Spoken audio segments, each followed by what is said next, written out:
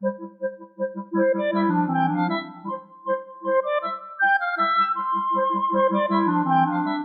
relational database has many related tables inside of it. These two tables relate on the location ID.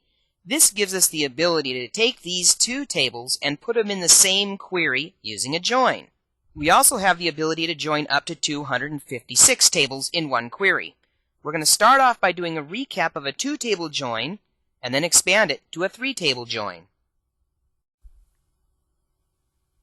We can see that Alex Adams works at location 1, which is Seattle, Washington. Barry Brown also works in location 1, which is Seattle, Washington. Leo Sacco works in location 2, which is on 2nd Avenue in Boston.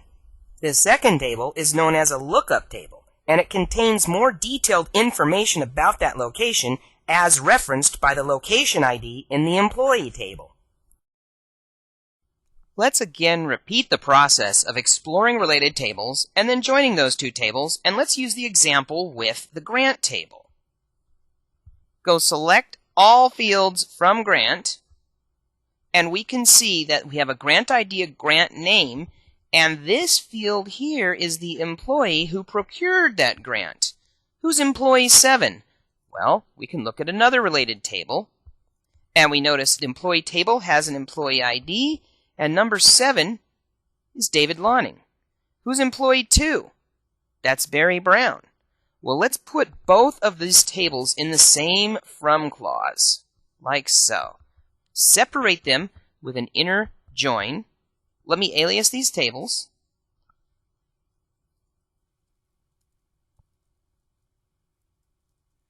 And join them. gr.empid equals em.empid. And run it. And now we see the listing of the grants as well as the names of who procured the grant. Let's narrow our field selection list a little so we just see the grant name, the amount, the first name of the employee who found the grant, and the last name of the employee who found the grant. And what we really have here is something that looks like a single table. Could we join this result set on another table? Well, what would we join it on? David Lonning, I think he's from Seattle. But what other employees are from Seattle? How many of these grants were found from Seattle? How many were found from Boston? And how many were found from Chicago or Spokane? Well, we need to know the location ID, and we actually have the location ID because that belongs to the employee table. But how do we make that appear in our report?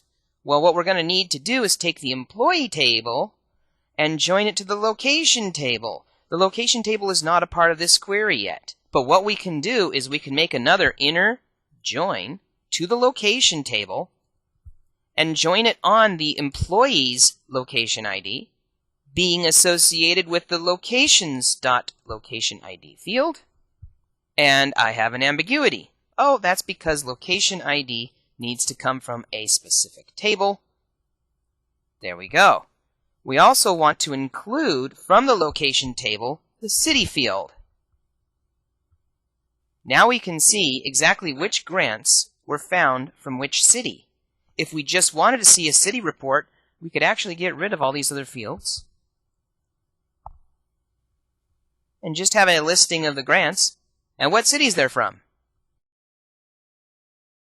Lab 2.2 Skill Check 1.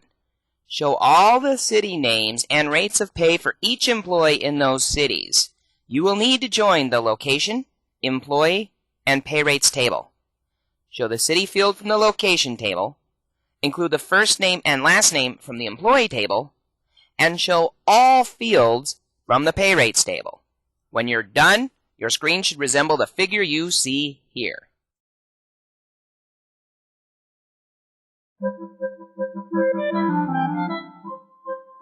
That finishes up Lab 2.2, the three-table query. Next item, check out Lab 2.3 on many-to-many relationships.